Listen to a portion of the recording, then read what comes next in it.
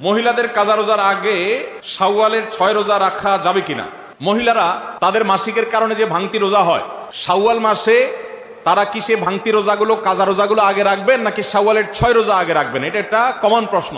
এই প্রশ্নের উত্তরে আমরা বলতে চাই, অনেক উলামা ইকরাম বলেছেন যে যেহেতু নবী করিম সাল্লাল্লাহু আলাইহি সাল্লাম শাওয়ালের 6 রোজার ফজিলত পাওয়ার জন্য রমজানের রোজা রাখাটাকে শর্ত দিয়েছেন এবং বলেছেন মান সামা রমাদান সুম্মা আতবাআহু সিত্তাম মিন শাওয়াল, যে ব্যক্তি রমজানের রোজা রাখলো এরপরে শাওয়ালে 6টা রোজা রাখলো, কানা কাসিয়ামিদ দাহার, সে সারা বছর রোজা রাখার সওয়াব পাবে। কিভাবে এই রোজা রাখার সওয়াব হয়? অনেক উলামা ইকরাম, অনেক বিশ্লেষকরা বলেছেন আল্লাহ তাআলা প্রতিটা আমলের বিনিময়ে কমপক্ষে 10 গুণ বাড়ান, কোনো কোনো ক্ষেত্রে আরো অনেক গুণ বাড়ান, দানের ক্ষেত্রে আরো কয়েকশো গুণ পর্যন্ত আল্লাহ বাড়ায় দেন। 10 গুণ করে যে বাড়াবেন, এই জন্য রমজানের 30 দিনে 30টা রোজা আর শাওয়ালের 6টা রোজা, মোট 36কে 10 গুণ দিলে 360, সারা বছর রোজা রাখার সওয়াব হয়। তো এই জন্য শাওয়ালের 6 রোজা রাখতে হবে। এখন কথা হলো, নবী সাল্লাল্লাহু আলাইহি সাল্লাম কিন্তু বলেছেন যে রমজান রোজা রাখলো এরপরে শাওয়ালের 6 রোজা রাখলো, তার জন্য সারা বছরের সওয়াব। তাহলে এখানে রমজান রোজা রাখার পরে 6 রোজা রাখার কথা বলা হয়েছে। এই জন্য অনেক উলামা ইকরাম বলেছেন মহিলারা তাদের ভাঙতি রোজাগুলো আগে রাখবে, তাহলে রমজান রোজা রাখা হয়ে গেল, এরপর শাওয়ালের 6 রোজা রাখবে। এটা একটা মত।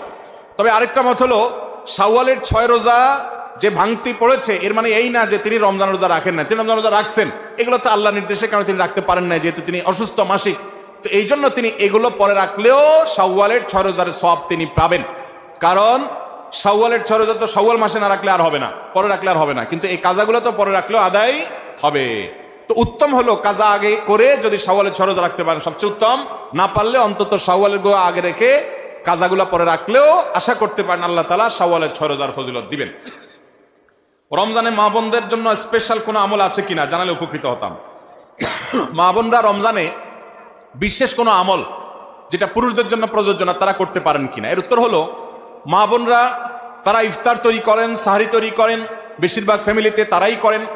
অতএব তারা এই কাজগুলোর ফাঁকে ফাঁকে ইবাদত বন্দেগী করবেন এবং সেই সাথে রোজাদারের খেদমতের নিয়তে তারা যদি করেন যে রোজাদারকে ইফতার করালে ইফতার করানোর সওয়াব পাওয়া যায়, আমি তাদের ইফতারের ব্যবস্থা করছি, আয়োজন করছি, অতএব আল্লাহ আমাকে যেন আজর দান করেন, সওয়াব দান করেন। রোজাদারের খেদমতের নিয়ত যখন করবেন তারা আল্লাহর কাছে এটার জন্য এক্সট্রা বেনিফিট এবং সওয়াব লাভ করবেন। সেই সাথে তাদের বাসার পুরুষদেরকে মসজিদে পাঠিয়ে দিবেন জামাতের সাথে নামাজ পড়ার জন্য, উদ্বুদ্ধ করবেন, বাচ্চাদেরকে নিজেদেরকে কোরআন তেলাওয়াতের মধ্যে রাখবেন। এই কাজগুলো ঘরোয়াভাবে তারা করবেন, এগুলো তাদের রিলেটেড বিশেষ কাজ। এর বাইরে মহিলা হওয়ার কারণে আলাদা কোনো আমল নাই। তবে আমাদের যে সমস্ত বোনরা রমজানে মাসিক অবস্থায় থাকেন, ওই অবস্থায় তারা কি আমল করবেন? সেই অবস্থায় তারা জিকির আজকার করতে পারেন, দোয়া দুরুদ পড়তে পারেন, ইস্তেগফার করতে পারেন, ইসলামিক বই পুস্তক পড়তে পারেন, তারপর রোজাদারের খেদমত অন্যান্য কাজ তো করবেনই। আর যেগুলো তিনি করতে পারতেছেন না, নামাজ পড়তে পারতেছেন না, রোজা রাখতে পারতেছেন না, এগুলোর জন্য আল্লাহ তাআলার কাছে তিনি সুস্থ থাকলে যেহেতু করতেন, অতএব অটোমেটিক সওয়াব পেয়ে যাবেন। ছোট বাচ্চা থাকাকালীন যদি আবার বাচ্চা পেটে আসে তাহলে কি বাচ্চা নষ্ট করা যাবে? বাচ্চা নষ্ট করা যাবে না ভাই, এটা খুব জঘন্য অপরাধ। গর্ভস্থ সন্তান নষ্ট করা জাহেলি যুগের মানুষের দুঃস্বভাব, এটা যাবে না, এটা খুব হারাম, বড় ধরনের কবিরা গুনাহ। বাচ্চা আপনার যদি এরকম হয় যে একটা বাচ্চা আছে আর একটা বাচ্চা আল্লাহ তাআলা গর্ভে, মাতৃগর্ভে দিয়েছেন, অসতর্কতা বশত বা যেভাবে হোক আপনার হয়তো এখন বাচ্চা হলে সমস্যা হতো, তাও আল্লাহর ফয়সালা হয়ে গেছে, তাহলে আপনি এই অজুহাতে যে বাচ্চা আরেকটা আছে একটু কষ্ট হবে, এই ঠুনকো অজুহাতে আপনি গর্ভস্থ ভ্রূণ হত্যা করতে পারবেন না, সেটা আপনার জন্য জায়েজ হবে না। যদি এমন হয় যে এই গর্ভস্থ ভ্রূণ নষ্ট না করা হলে মায়ের জীবন রিস্কের মধ্যে পড়তে পারে এবং সে রিস্কটা ঠুনকো না, বরং বিশেষজ্ঞ ডাক্তারদের প্রায় সবাই একমত যেটা বড় ধরনের রিস্ক আছে মায়ের জীবনে, এরকম যদি হয় তাহলে সেক্ষেত্রে সেটা নষ্ট করতে পারবেন। তাও হার্টবিট আসার আগে আপনার মায়ের জীবন রক্ষার প্রয়োজনে সেটা করা যেতে পারে। আমার বাবা সিগারেট এবং বিভিন্ন ধরনের ধূমপান করে, আমার বাবা এই মাহফিলে আছেন, এগুলো আসক্ত থেকে মুক্ত পায় সে সম্পর্কে কিছু ব্যাখ্যা জানতে চাই। আলহামদুলিল্লাহ, আসামি নিয়ে হাজির বাপ ছেলে। ভাইরা আমার এবং বাবারা আমার, যারা ধূমপানের আসক্তিতে আছেন, রমজান মাস আপনাদের এই অপরাধ, এই গুনাহ এবং এই বদঅভ্যাস ছাড়ার জন্য বিরাট বড় সুযোগ।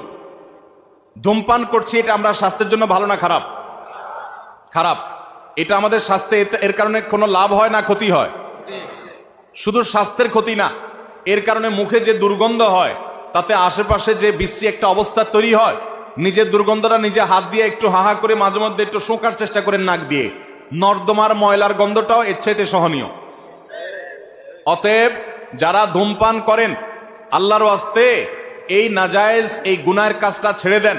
আল্লাহ কোরআনে বলেছেন ওয়ালা তুলকু বিআইদিকুম ইলা তাহলুকা, তোমরা নিজেদেরকে ধ্বংসের দিকে ঠেলে দিও না। আল্লাহ আরো বলেছেন লা তাকতুলু আনফুসাকুম, তোমরা নিজেদেরকে হত্যা করো না।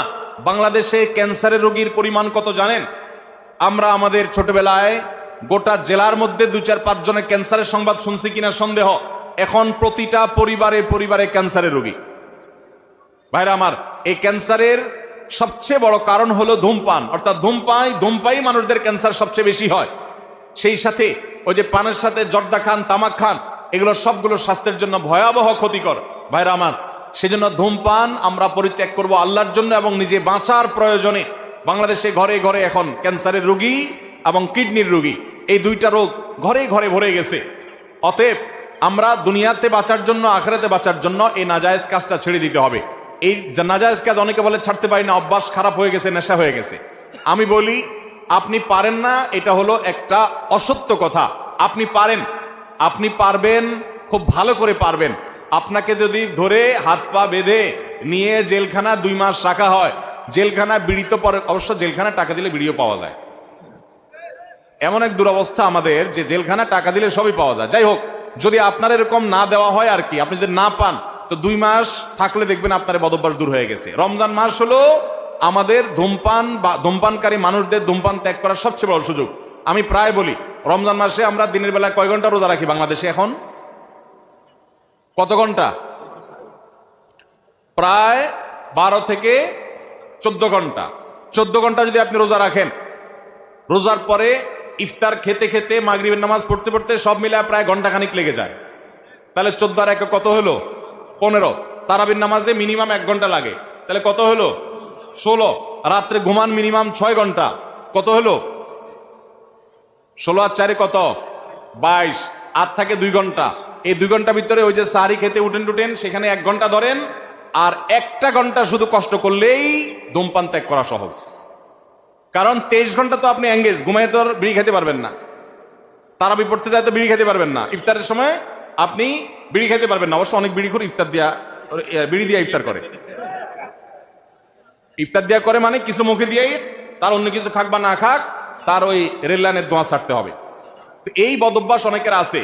বাকি বেশিরভাগ ক্ষেত্রে আপনি 23 ঘন্টায় এঙ্গেজ, শুধু 1টা ঘন্টা ইফতারের পর থেকে তারাবির পরে শোয়া পর্যন্ত এই টাইমটা কোনো রকম একটু কষ্ট মষ্ট করে ধৈর্য ধরে থাকেন, 30 দিন পরে দেখবেন বদভ্যাস দূর হয়ে গেছে ইনশাআল্লাহ। চেষ্টা করা যাবে না ইনশাআল্লাহ? অনেকে বিড়ি খাওয়া ছেড়ে গুল খাওয়া ধরে, আছে না নাই? বলে হুজুর এখন আর বিড়ি খাই না, এখন গুল খাই। আগে তামাক টান দিয়া ধোঁয়া খাইতাম, এখন ডাইরেক্ট তামাক খাই। প্রমোশন হয়েছে না ডিমোশন হয়েছে? আরো আল্লাহ আমাদেরকে এই সমস্ত গুনাহের কাজ ছাড়ার তৌফিক দান করুন। এই গুনাহের কাজ বদভ্যাস ছাড়বো তো ইনশাআল্লাহ।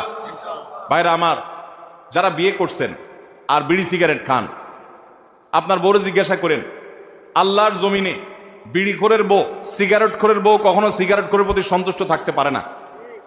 আপনি শাড়ি চুড়ি দুনিয়া দিয়া ভরায় ফেলান, কিন্তু আপনার মুখের যে দুর্গন্ধ, এটা বেচারির জন্য জীবন্ত জাহান্নামের মতো। আল্লাহ তাআলা আমাদের এই নোংরা জিনিসটা ছাড়ার তৌফিক দান করুন। এটার জন্য সৎ সাহস লাগবে, সৎ সাহস। বলে হুজুর আমি পারি না। পারি না মানে? কোন দোস্তরে পুলিশ ধরে ভালো করে কয়েকটা মাইর দিছে, বলে দোস্ত এত মাইর দিলে তুই খাইলি কেমনে? বলে তোরে যদি ধরে দিত তুইও পারতি। ঠেলা পড়লে সবাই পারে। অতএব হিম্মত করলে পারি না এমন কাজ খুব কম আছে। চেষ্টা করবো তো ইনশাআল্লাহ। আজকের মাহফিলে ধূমপান ত্যাগ করার নিয়ত করছেন আজকের আলোচনার পর, এমন কোন আল্লাহ বান্দা থাকলে হাত তোলেন। মাশাআল্লাহ মাশাআল্লাহ। আপনারা সবাই আগে ধূমপান করতেন, এখন হাত নামে গেছে। ওই যে টুপিওয়ালা ভাই, ওনাকে আপনারা বকতেছেন কেন? আপনি ধূমপান করবেন না? হ্যাঁ, আগে থেকে খান না? দূর ভাই, তো আপনি হাত তুলছেন কেন? ধূমপান কেউ ত্যাগ করার নিয়ত করছেন এমন কেউ আছেন? ওই ভাই ত্যাগ করছেন? আগে খাইতেন ধূমপান, বিড়ি খাইতেন আগে, মাঝে মাঝে, আর খাবেন না ইনশাআল্লাহ? নিয়ত করছেন? পাক্কা নিয়ত? মাশাআল্লাহ, নারায়ে তাকবীর, নারায়ে তাকবীর। এই ভাইয়ের জন্য একটা পুরস্কার আছে আমার তরফ থেকে। আপনি আস্তে আস্তে এদিকে আস্তে আস্তে চলে আসেন, আমরা চুপচাপ পুরস্কার দেবো, আমরা বলবো না যে এই জন্য দিচ্ছি, আপনি চুপচাপ আসেন ভিতরে।